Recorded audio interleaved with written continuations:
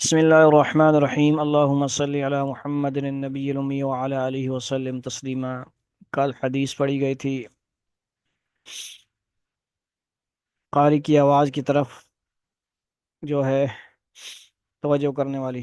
اس کی ڈیٹیل شیخ الحدیث رحمۃ اللہ علیہ نے کیا لکھی ہے، تشریح فائدہ کہ گانے کی آواز کی طرف فطرتاً اور طبعاً توجہ ہوتی ہے، مگر شرعی روک کی وجہ سے دیندار لوگ ادھر متوجہ نہیں ہوتے، لیکن گانے والی اپنی مملوکہ ہو تو اس کا گانا سننے میں کوئی شرعی نقص بھی نہیں، اس لیے اس طرف کامل توجہ ہوتی ہے۔ البتہ کلام پاک میں یہ ضروری ہے کہ گانے کی آواز میں نہ پڑ جائے، نیت کر کے یعنی نہ پڑ جائے۔ احادیث میں اس کی ممانعت ہے۔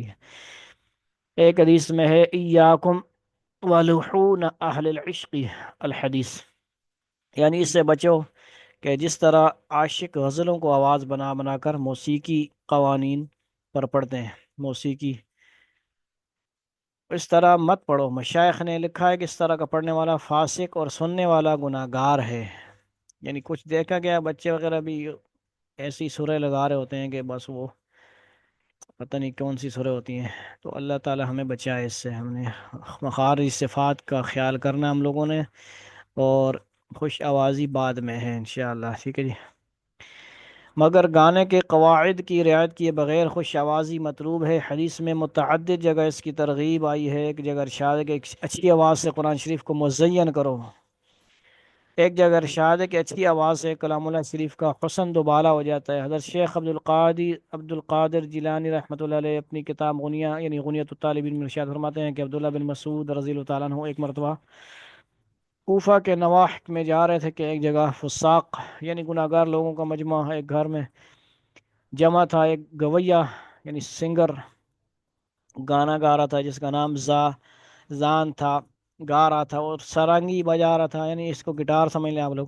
ابن مسعود رضی اللہ تعالیٰ عنہ نے اس کی آواز سن کر ارشاد فرمایا کہ کیا ہی اچھی آواز تھی اگر قرآن شریف کی تلاوت میں ہوتی، اور اپنے سر پر کپڑا ڈال کر گزرے ہوئے چلے گئے۔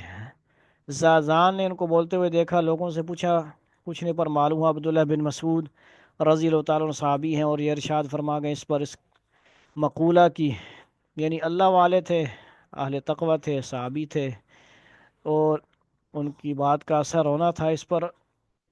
اس مقولہ کی کچھ ایسی ہیبت طاری ہوئی کہ حد نہ رہی، حد نہیں۔ اور قصہ مختصر کہ وہ اپنے سب آلات موسیقی وغیرہ توڑ کر ابن مسعود رضی اللہ کے پیچھے لگ گئے اور علامہ وقت ہوئے۔ غرض متعدد روایت میں اچھی آواز سے تلاوت کی مدح آئی ہے، مگر اس کے ساتھ ہی گانے کی آواز میں پڑھنے کی ممانعت بھی آئی ہے، جیسا کہ اوپر گزر چکا۔ حذیفہ رضی اللہ کہتے ہیں کہ جی حضور صلی اللہ علیہ وسلم نے ارشاد فرمایا کہ قرآن شریف کو عرب کی آواز میں پڑھو، عشق بازوں اور یہود و نصارہ کی آواز میں مت پڑھو۔ ان قریب ایک قوم آنے والی ہے جو گانے اور نوحہ کرنے والوں کی طرح سے قرآن شریف کو بنا بنا کر پڑھے گی، وہ تلاوت ذرا بھی ان کے لیے نافع نہ ہوگی، خود بھی وہ لوگ فتنے میں پڑھیں گے، اور جن کو وہ پڑھنا اچھا معلوم ہوگا ان کو بھی فتنہ میں ڈالیں گے۔ طاؤس رحمۃ اللہ علیہ کہتے ہیں کہ کسی نے حضور اقدس صلی اللہ علیہ وسلم سے پوچھا کہ اچھی آواز سے پڑھنے والا کون شخص ہے؟ حضور اقدس صلی اللہ علیہ وسلم نے ارشاد فرمایا کہ وہ شخص کہ جب اس کو تلاوت کرتے دیکھے تو محسوس کرے کہ اس پر اللہ کا خوف ہے۔ یعنی ہم سنتے ہیں مختلف ائمہ کرام، امام کعبہ، مختلف ائمہ جو ہم دیکھتے ہیں کہ وہ ماشاءاللہ قرآن کا حق ادا کر رہے ہوتے ہیں، بلا تکلف ان کا رونا ہمیں ویڈیوز کی شکل میں دیکھنے کو سننے کو ملتا ہے۔ تو وہ بلا مطلب ارادہ کرتے ہیں، قرآن کا سمجھتے ہیں، قرآن پاک سمجھتے ہیں، اور ماشاءاللہ وہ حقوق ادا کر رہے ہوتے ہیں۔ تو اس طرح ہم ان کو دیکھ کے سمجھ سکتے ہیں بات کو۔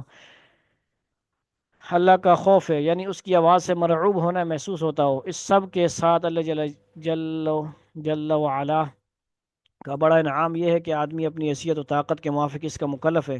حدیث میں ہے کہ اقسمان و تقدس کی طرف سے فرشتہ ایک کام پر مقرر ہے کہ جو شخص کلام پاک پڑھے اور کلمہ حق اس کو درست نہ پڑھ سکے تو وہ فرشتہ اس کو درست کرنے کے بعد اوپر لے جاتا ہے۔ اللہم لا احصی ثناء علیک، اللہ تعالی ہمیں عمل کی توفیق عطا فرمائے، جتنا کوشش ہم سے ہو سکے قرآن سیکھیں، سکھائیں، پڑھیں، پڑھائیں۔